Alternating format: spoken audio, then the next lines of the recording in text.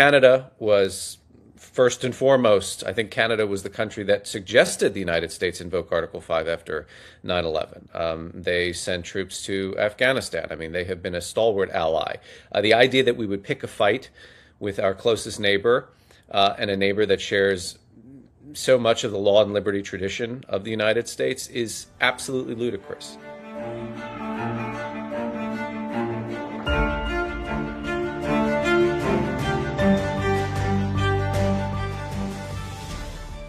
Hi, I'm Maddie Hale and welcome to the Trump Report, your one-stop guide to everything Donald Trump, the administration, politics, foreign affairs. There's so much going on in this second year of the Trump administration, so we'll get all into it. And today I have got investigative journalist and editor of The Insider, Michael Weiss, on the show. Michael, thank you so much for joining the Trump Report today. Yeah, it's a pleasure to be back, Maddie. We've got to speak up to, in the lead up of Donald Trump's arrival, he's just arrived at the World Economic Forum at Davos. He is set to speak in the next 10 or 20 minutes. So we'll see how, timely this is. But we have seen in the lead up to his arrival, a lot of speeches such as Mark Carney's, the EU foreign policy chief, Kaja Kallas, using their speeches as an opportunity to show strength and deterrence towards Donald Trump's desire to annex Greenland. So in the face of EU leaders and NATO countries reuniting with Donald Trump today, how do you think this will go down?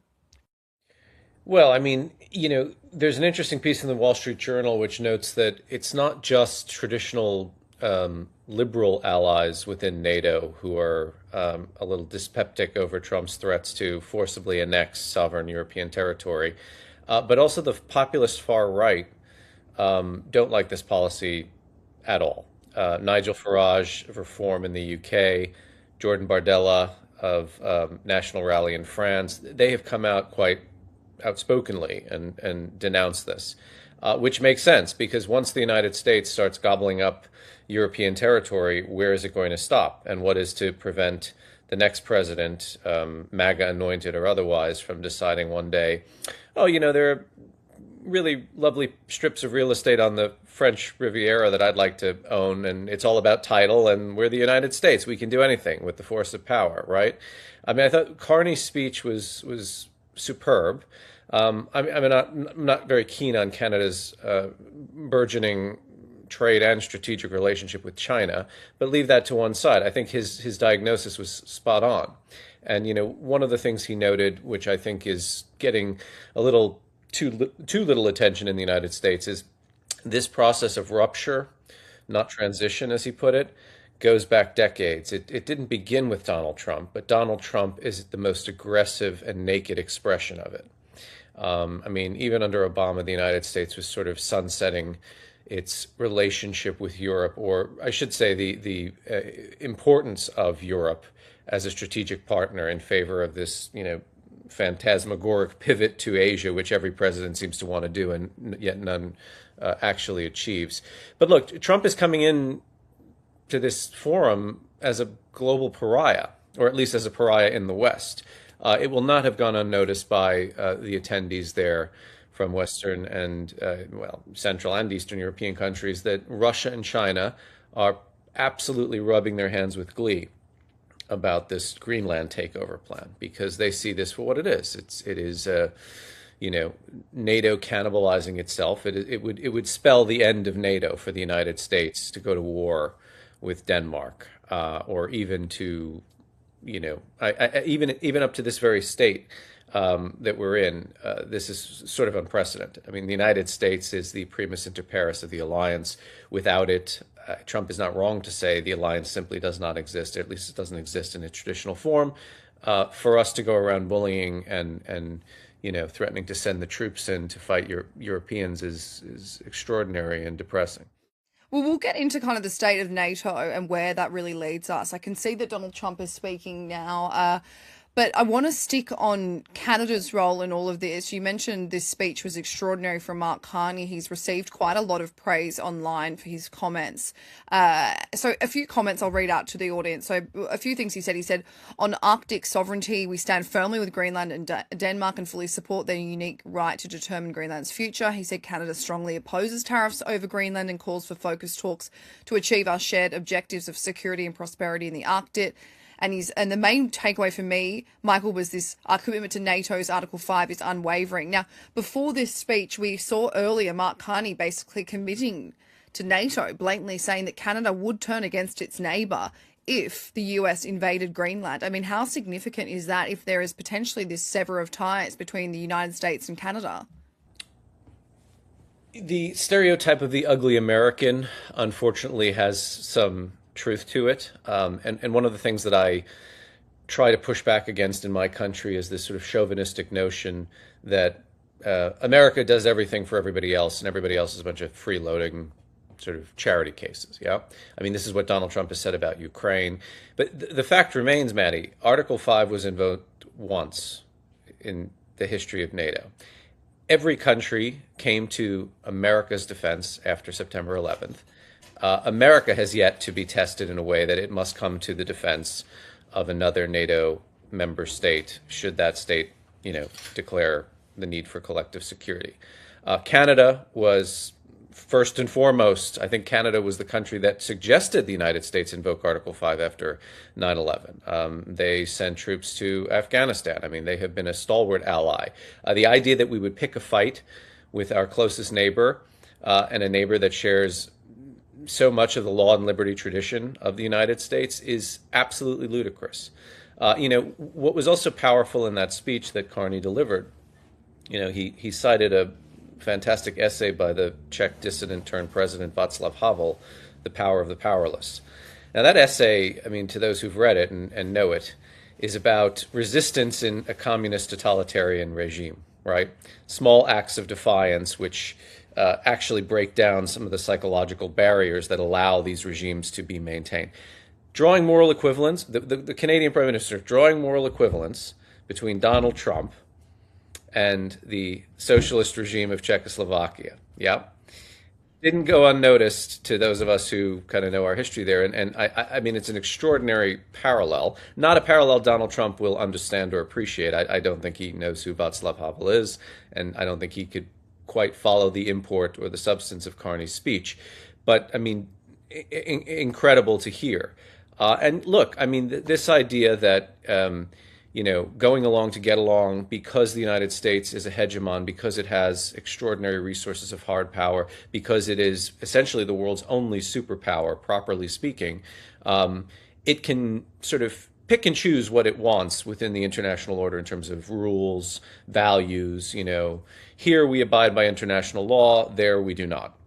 And it is up to us as the United States to be the arbiter of what goes and what doesn't. That this is no longer saleable. This is no longer, the juice ain't worth the squeeze, as we say in the United States. And I think that diagnosis that Carney has made is very rare and unusual for a Western liberal leader to say things like this. But it's been something that Europeans have been saying for decades, for years.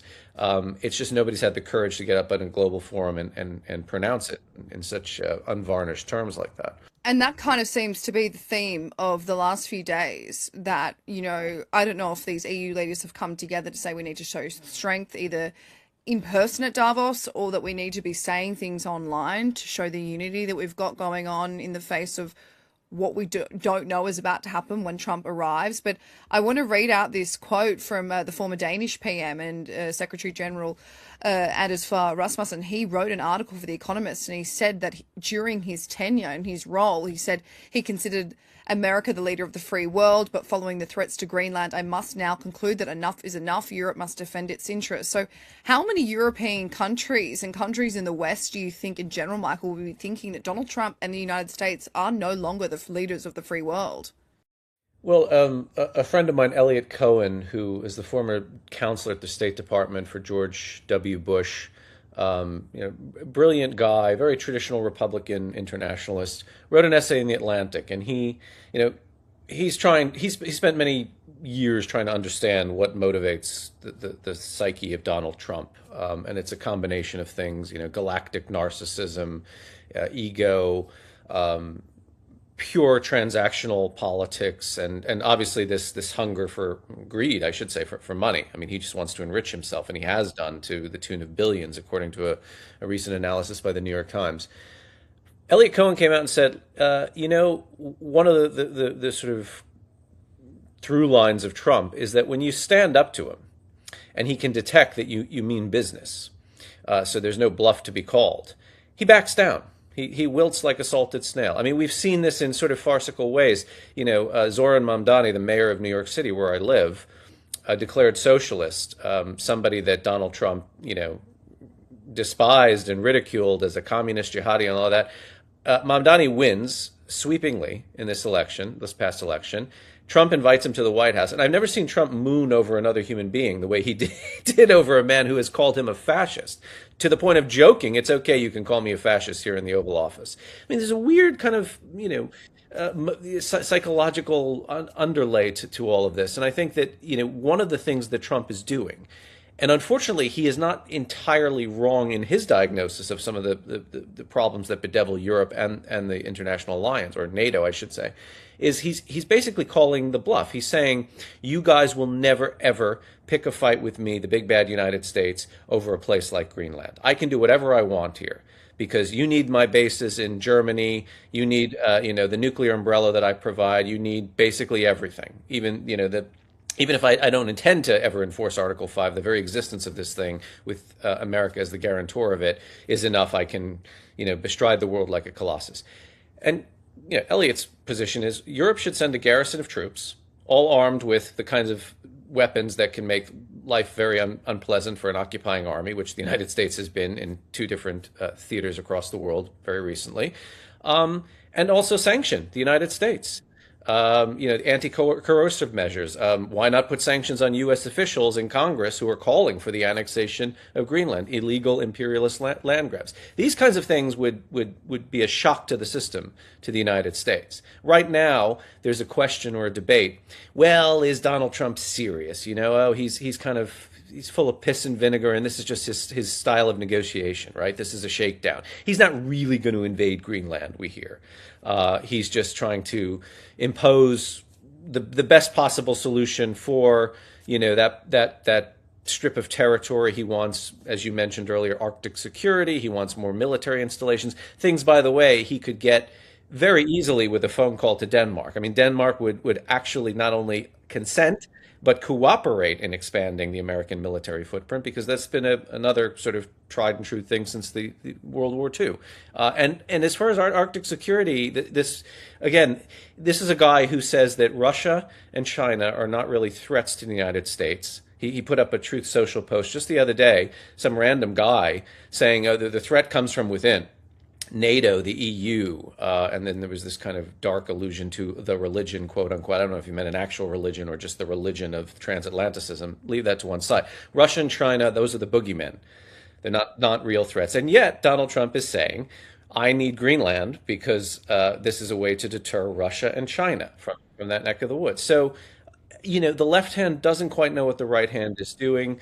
There's this sort of bundle of contradictions. But at the end of the day, the one constant is, he thinks he can get away with anything. And I think the titillation for him is watching people, particularly allies of the United States, tie themselves up in knots, trying to, not only figure out what does he really mean, as Emmanuel Macron apparently texted him, I don't know what you're doing with Greenland, but seeing how they will either oppose him or more likely not oppose him, roll over, call him daddy, flatter him, offer him incentives and douceurs of all kinds.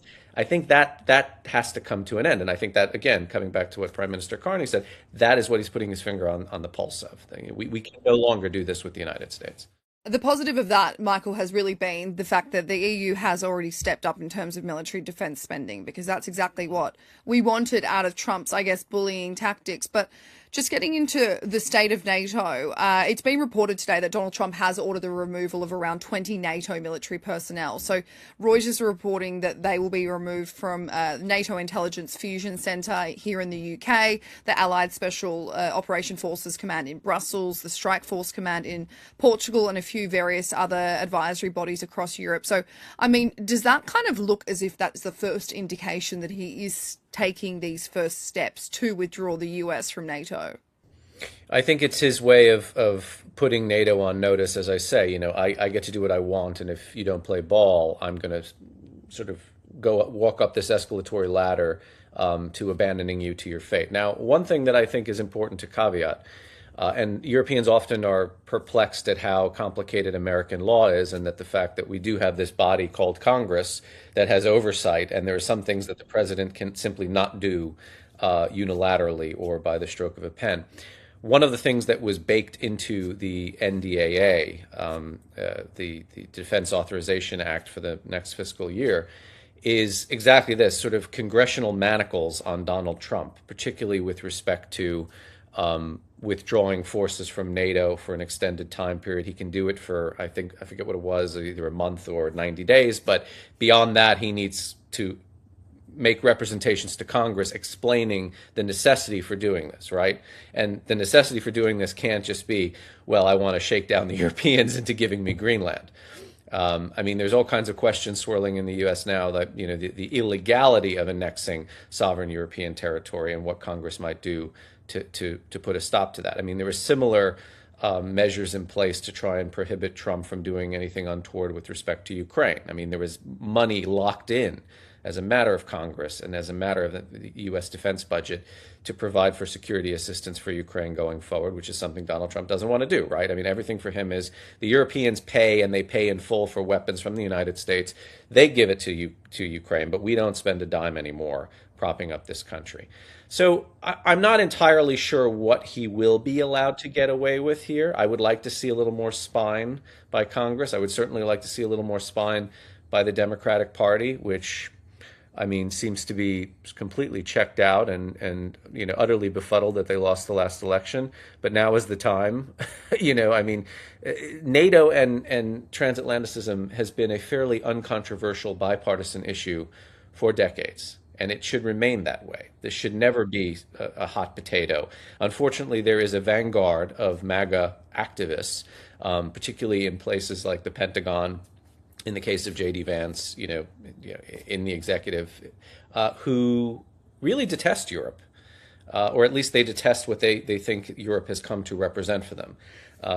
Lawless, anti-free speech, weak borders, Islamic hordes descending and taking over and transforming the civilizational imprint of the continent, and all of these sort of paranoid fever dreams. I mean, this was in the National Security Strategy, a document that came out before the NDAA, and in many ways was a kind of preemptive riposte to the NDAA. The question is, will these guys win? Because there are countervailing elements or forces within this administration, particularly embodied by guys like Marco Rubio. Not my cup of tea, but, all things being equal, I prefer him in government than out of government, because there are still flickers of the old Republican internationalist in him. And, Susie Wiles, White House Chief of Staff, she's very much of this tradition as well. So this is something else to keep in mind, I think, Maddie. There's a kind of civil war raging within MAGA land about what is the future of our movement and what can we afford to get away with and what we should be prioritizing. Everyone was okay with snatching Maduro because that, if you were like a J.D. Vancer, you could make the argument that that was counter narcotics and counter migration and keeping the southern border secure. If you're Marco Rubio, that's one domino to fall in toppling socialist regimes in Latin America, which will also always culminate with the reconquest of Cuba, I suppose. So there was something for everyone there. When it comes to Europe, this is the contentious thing. But I do think it's important. Take Donald Trump, what he says, at face value. Even if he doesn't mean it, act as if he does. Because what if it does come to that? What if the 101st Airborne does start descending on Greenland? Then what? You'll be completely out of time and out of luck without having made any preparations or having any kind of preemptive response. Just a final question, Michael. In a twisted turn of events, Stephanie Grisham, who's the former White House press secretary and senior White House official, she worked under Trump in his entire first term, and Melania Trump, she wrote a pretty scathing response on Twitter about Trump's last press conference. She wrote that the presser is bizarre, even for him. It's all the usual rambling, off-topic tales, half-truths, lies. I fixed everything. No one's ever seen anything like this stuff. But it was low energy and feels like he's mentally slipping. Congress, please wake up. Please. Hashtag Emperor has no clothes. I mean, your reaction to that, because it is bizarre to have a former staffer who worked incredibly close with him to come out and say that. It is. And, we spent a lot of time after the last presidential election anatomizing how the media class completely not only ignored but covered up the very clear and visible cognitive decline of Joe Biden. With Trump, I think it's fair to say, has lost a step. I mean, he was never a particularly eloquent or insightful guy. He always did what he calls the weave, which is this, I think stream of consciousness is too euphemistic. It's sort of like rivulets of consciousness.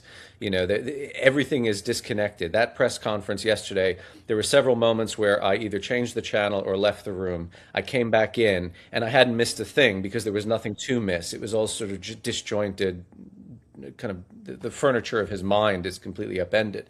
But yes, you notice that the thing that used to make him sort of a fascinating spectacle as a politician in this sort of bombastic Mussolini-esque kind of way, he's deflated now. He looks old. He looks tired. He's low energy. And the fact that he would just get up there and start going through posters of migrants or immigrants who have been expelled by ICE from Minnesota and reading their rap sheet for what, 15, 20 minutes. I mean, that's just boring. People are not interested in that. Even within his constituency, there's a real question of this. The hot button word is affordability because the economy here is not doing so great. That's what people want to talk about. They don't want to talk about sort of the optics of all of his achievements, real or imagined. But yeah, I mean, to hear former administration officials from term one say, he's cuckoo for Cocoa Puffs, that should be very jarring to people, even who support him. I think they're beginning to realize that, there's not all that much there. Michael Weiss, thank you so much for joining the Trump Report. Sure, anytime.